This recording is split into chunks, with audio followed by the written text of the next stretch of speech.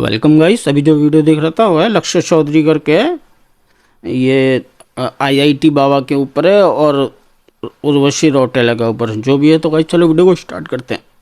सैफ अली खान के घर में चोर घुसाया, लेकिन चोर से ज्यादा हेट पड़ रही है उर्वशी रौतेला को। क्यों?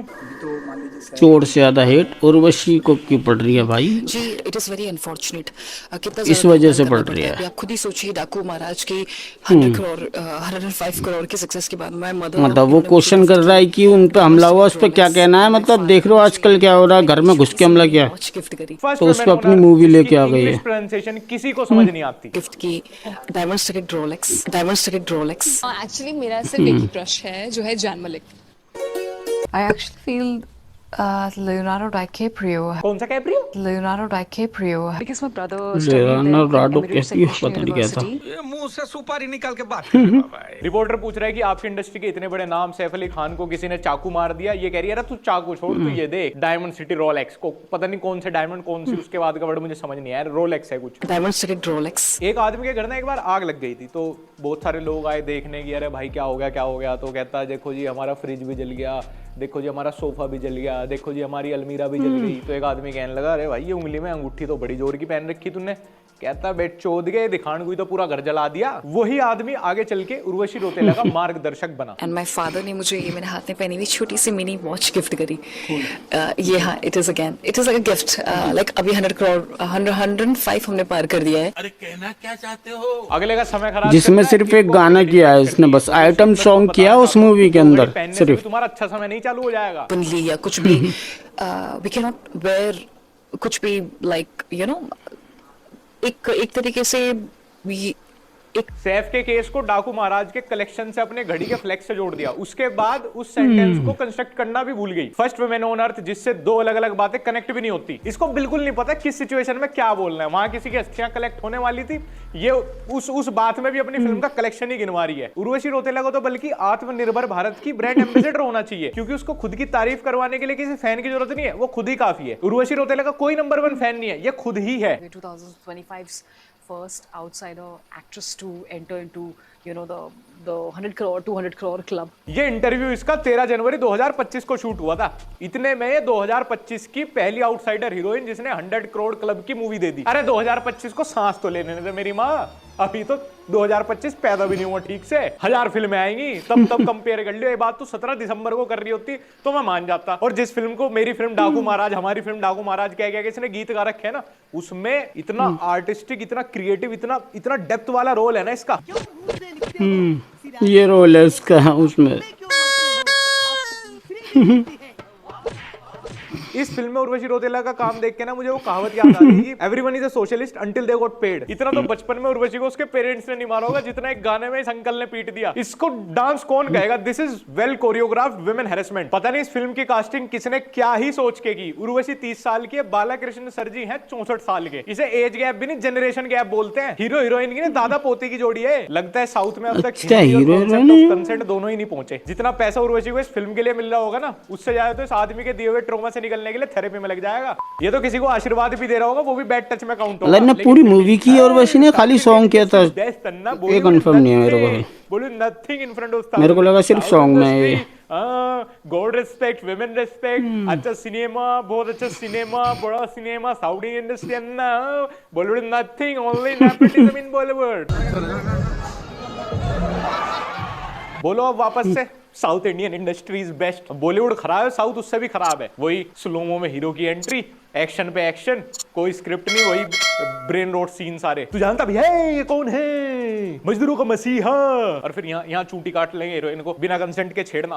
वो हीरो छेड़ रहा है ना हीरोइन को, तो बढ़िया लग रहा है। ऐसे सड़क पे छेड़ो किसी को, ऐसे चूंटी काटो एक बार। लेकिन साउथ इंडियन सिनेमा बढ़िया तो है ही यार। वो पुष्पा क्राइम करने से पहले, तस्करी करने से पहले हवन करता है, भगवान की पूजा करता है, तो हिंदुत्व का प्रचार तो हुआ ही यार। बॉलीवुड में तो होता नहीं। मीडिया के थ्रू मतलब कोई आपका दिमाग कितना भी मैनिपुलेट कर लो, कोई कितना भी आपका फुद्दू बना लो, बन जाओगे। अपना कोई स्टैंड, अपना कोई टेक है ही नहीं। अभी कोई वो गंजेड़ी 6 महीने के लिए ब्रेक पे है अपनी जिम्मेदारियों से, तो आईआईटी बाबा भूल गए महाकुंभ का मतलब ही भूल गए। महाकुंभ में भाई आईआईटी से आया है कोई, मतलब आईआईटी से आया तो सब पता होगा उसे, बस ठीक कर रहा हूँ क्योंकि हमने कभी आईआईटी नहीं की। बाकी जितने आईआईटी करके जो वो कर रहे हैं, जितने आईआईटी करके अपनी जिम्मेदारियां निभा रहे हैं, माँ बाप की सेवा कर रहे हैं, वो बेवकूफ है। गांजे पीने वाले सबसे बढ़िया। जब तक बाप पैसा दे रहा था तब तक तो सब ठीक था, लेकिन जब बाप की सेवा करने का मौका आया तो भैया महाकुंभ चल दिए। वो आपके आइडल बन गए। उसने आपको बड़ा फैसिनेट कर दिया। भाई अपनी कोई पर्सनैलिटी, अपनी कोई थिंकिंग, अपना कुछ दिमाग है, मतलब अपने कोई क्लियर आइडल्स हैं बचपन से, या मतलब हर 3 महीने में रील्स देख के बदल लेते हो? कभी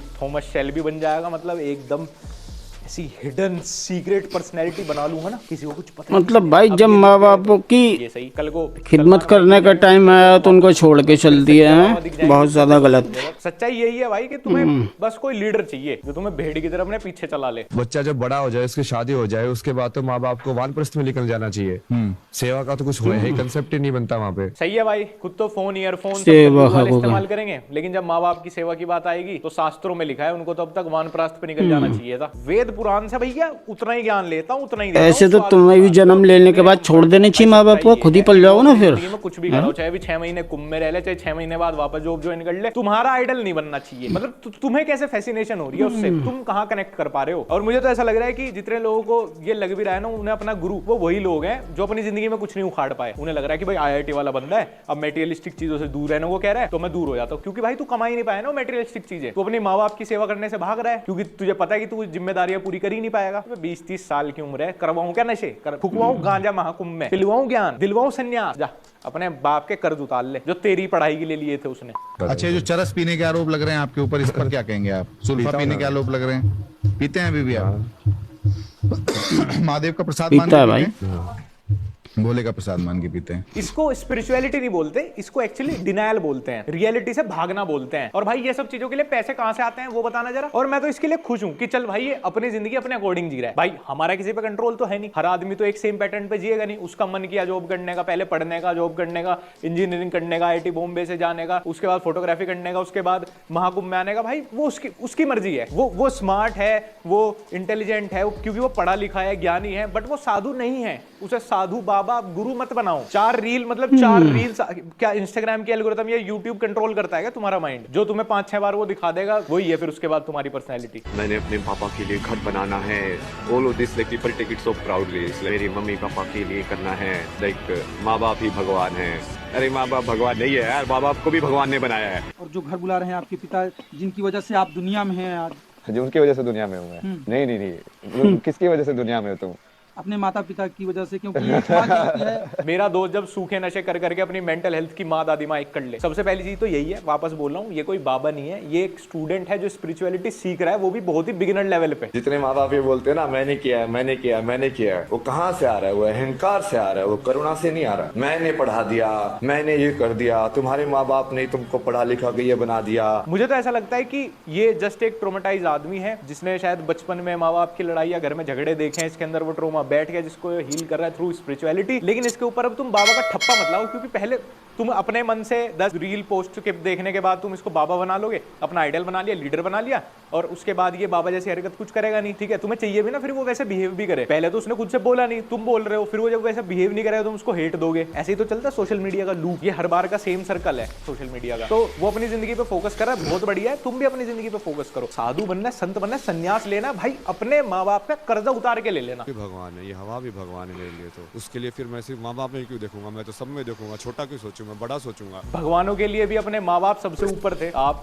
श्री राम का एग्जाम्पल ले लो, आप श्री कृष्ण का एग्जाम्पल ले लो, आप किसी का भी ले लो। इवन अगर किसी के माँ बाप होने भी चाहिए भाई, होने भी चाहिए। आपको सबसे ऊपर माँ बाप से ज्यादा कौन हो गया यार? इतना मिक्स्ड माइंडसेट समझ नहीं आया। जब आप इतना एनलाइटमेंट, स्पिरिचुअलिटी, आध्यात्मिकता की बात करते हो तो आपके अंदर इतनी शक्ति आ जाती है, आप मतलब ऐसे बन जाते हो, आप अपने दुश्मन को भी माफ कर दो। भाई सबसे पहली चीज यही सिखाई जाती है, माफ करना। ये तो अपने माँ बाप को माफ नहीं कर पा रहा। खैर छोड़ो यार, इतना डीप नहीं जाते। माँ बाप और घर वाले सब कुछ होते हैं यार, पता नहीं बहुत ज्यादा आता है कि ऋषि आप बहुत फेयर है, थोड़ा आप इसको एकदम और टोन डाउन करो, 10 शेड्स डार्क करो, 12 शेड्स डार्क करो। बाकी पूरी दुनिया सोच के बोलती है, लेकिन उर्वशी रौतेला सीधा बोल देती है, फिर लोग सोचते हैं कि इसने क्या बोला।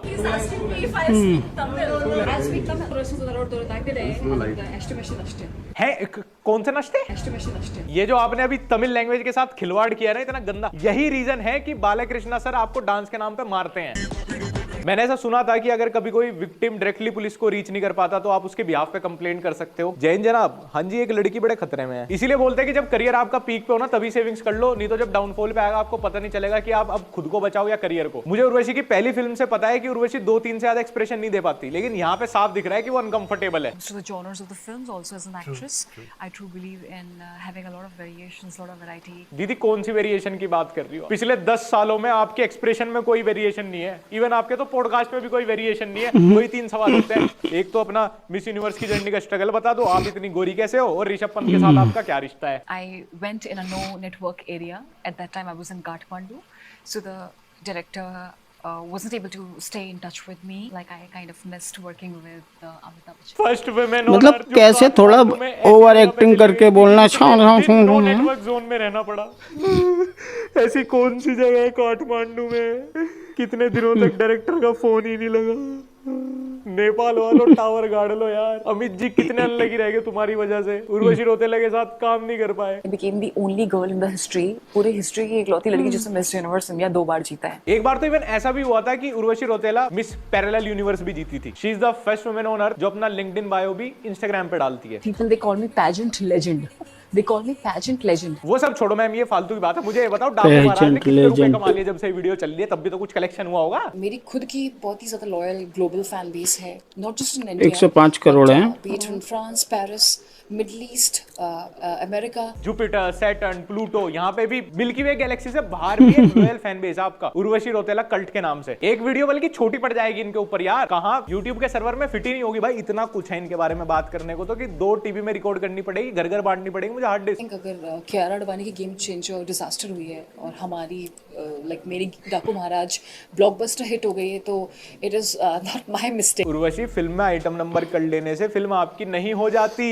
आइटम नंबर करने से मैं सही बोल रहा था ना इसका अंदर अपना नाम हटवा देता। मैं मेरे करियर कि मूवी नहीं की इसने पूरी, सिर्फ वो सॉन्ग किया है आइटम सॉन्ग। कि बॉलीवुड हो या हमारी लाइफ हो, वो टोटली पीआर ड्रिवन है। मतलब हमें आज इंस्टाग्राम पे फीड में 4 क्या रील्स दिखेंगी, वही टोटली हमारे दिमाग को कंट्रोल करेंगे। मतलब वो ही सच है, हम उस एजेंडा में आ जाएंगे। आजकल प्रमोशन होते नहीं है, बल्कि आपके घर तक आपको वो एजेंडा सर्व किया जाता है कि बेटे खा, मुंह खोल और खा। पिछले 2 हफ्ते से जैसे ही मैं इंस्टाग्राम खोलूं, ये बिपाशा बासु के हस्बैंड का कम वजन वाला वर्जन हर जगह दिखाई दे रहा है। भाई का नाम है बिपाशा बासु के हस्बैंड वाला कम वाला वर्जन है। 3rd 4th कैरेक्टर रोल था। हाँ, उस जैसा ही लग रहा है, सही कह रहा है, वैसा ही कुछ। मेरे बेडरूम तक आ गया ये कि देख मुझे। आजकल के एक्टर से एक्टिंग होती हो ना होती हो, वो अच्छे दिखते हो ना दिखते हो, उनकी पिक्चर चली हो ना चली हो, बट उनकी social media team PR game पूरा समझ चुकी है अच्छे से, जो कि इतना ऑब्वियस हो चुका है कि आपको 2 मिनट में पता चल जाएगा कि पूरा पेड है। दूसरे वो दिखते हैं हमारे भाई जुनैद खान, आमिर खान के बेटे, उन्हें ऑटो से इतना लगाव है, वो इतने humid down to earth person है, वो हमेशा ऑटो में ही घूमते हैं। हाँ, वो अलग बात है कि सारे पैप्स को पता चल जाता है कि उनकी ऑटो कब आने वाली है, कहां आने वाली है। साला ये कौन सी लो की लाइफ है कि सबको पता है आप कहां जाने वाले हो। इनकी भी कोई पिक्चर आने वाली है बोनी कपूर जी की बेटी के साथ, खुशी कपूर के साथ, लव यापा। सारे नेपो किड्स में ना पूरी होड़ लगी हुई है कि हमसे एक्टिंग हो ना हो, हमारी मूवी में कोई कंटेंट हो ना हो, हमने मूवी के अंदर हगा हो या ना हगा हो, लेकिन सोशल मीडिया प्रमोशन से उतर जाएंगे हम।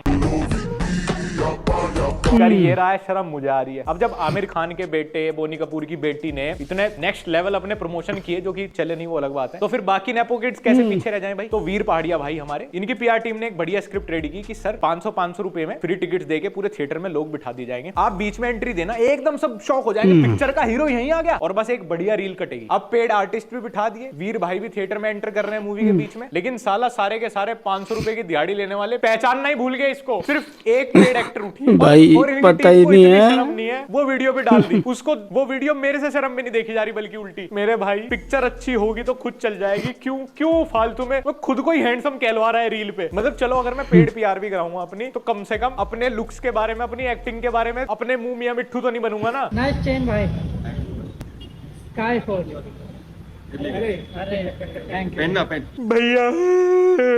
भैया इतना काइंड एक्ट भैया, अपनी नकली चेन दे दी भैया पापराजी को। अब तो मैं पिक्चर जरूर देखूंगा, भले ही मेरा बाप पूरे दिन 500 रुपए की दिहाड़ी लगाता, उसमें से 300 रुपए की पिक्चर देख के आऊंगा वीर भैया की। नहीं, स्क्रिप्ट से मुझे कोई लेना देना नहीं, मैंने काइंड एक्ट की रील देख ली, मैं तो ऑडियंस हूँ, पागल हूँ मैं तो। वीर पहाड़िया को कोई अवार्ड मिले ना मिले, लेकिन हम्बल एक्ट करने का अवार्ड पागल हुआ तो किसी ने ना दिया, मैं दे दूंगा भाई, यही नोएडा अपने फ्लैट पे बुला के नवाज दूंगा। I mean, जैसे आपको पता है ब्रेक मिलना बहुत मुश्किल है, specially if you don't look like a typical hero. मुझे पता है कि मैं अलग लगता हूँ। नहीं भाई बिल्कुल अलग नहीं दिखता, अलग आप इस लगता गलत हूँ मैं, फहमी में मुझे बिल्कुल ही मत पता हो। है। अभी कुंभ मेले में जाके अगर मैं 10 पत्थर मारूंगा ना तो 9 आपके जैसे दिखने वाले लोगों को लगेंगे। इतना जेनरिक लुक है, बिल्कुल टिपिकल इंडियन लुक। परेशान मत हो भाई, इस मूवी के बाद आपको लंबा ब्रेक मिलेगा। वैसे भी जितनी आपको एक्टिंग फीस मिली होगी इस मूवी से, उससे डबल तो आपने अपने मार्केटिंग में खर्च दिए। मुझे लगता है अरबाज खान, रोजर फेडरर की और वीर पहाड़िया, करण सिंह ग्रोवर की चलती फिरती नेगेटिव पीआर है। Veer, I have to commend you भाई, हिंदी बहुत टाइम बाद सुनी है, मुझे इतनी खुशी हुई है। ये इतनी रिफाइंड शुद्ध हिंदी। हिंदी? अरे हिंदी ही तो बोलेगा वो, शुद्ध हिंदी। और क्या बोलेगा जैपनीज। ये लोग हैं जो एकदम कंफर्म करा देते हैं कि हाँ भैया पेड प्रमोशन है टोटली। हिंदी बोलने पे बेचारी इतनी खुश हो गई, 150 करोड़ लोग भी वही बोल रहे हैं। सॉरी, बैंगलोर को हटा के। खैर गाइस, आज की वीडियो में इतना ही। बैंगलोर को हटा के वही बोल रहे हैं। किसी को भी कहीं पे भी जाके कुछ लिखने की जरूरत नहीं है, ठीक है भाई, वो अपना काम कर रहे हैं एंटरटेनमेंट के लिए, हम अपना काम कर रहे हैं। और जो भी तुम्हारा ओपिनियन होगा यही कमेंट सेक्शन में दे देना। सब बढ़िया अपने अपने घर में मौज लो, रोज लो। और मेरे को इंस्टाग्राम पे @लक्ष्य फॉलो कर लेना, और हमारा ब्लॉग चैनल लक्ष्य चौधरी व्लॉग्स देखना ना भूलें। मतलब देख रहे हो गाइस, उसकी खुद की मूवी आई है, वो थिएटर के अंदर पहुंच गया हॉल के अंदर, और उसको कोई पहचान ही नहीं रहा है। और सेम ऐसा ही उसने भी किया, सनम तेरी कसम करके जो मूवी थी उन्होंने फिर से रिलीज़ की वाली मूवी, वो भी ऐसी गया था। उसको सब देख के सेल्फी वेल्फी लेने लग गए एकदम, कि मतलब मूवी का हीरो ही आ गया यहाँ पर। और इस बंदे को देखो, इसको सिर्फ एक ने ही पहचाना, नहीं पहचाना वही पता नहीं, उसको भी उठा के ला रहा है, फिर उसके साथ रील बना रहा है, डांस कर रहा है। किसी को पता ही नहीं कि इस मूवी का खुद हीरो भी आ चुका है यहाँ इसके थिएटर में। जो भी है तो गाइस, यही थी वीडियो। ओरिजिनल वीडियो का लिंक डिस्क्रिप्शन से ले लेना।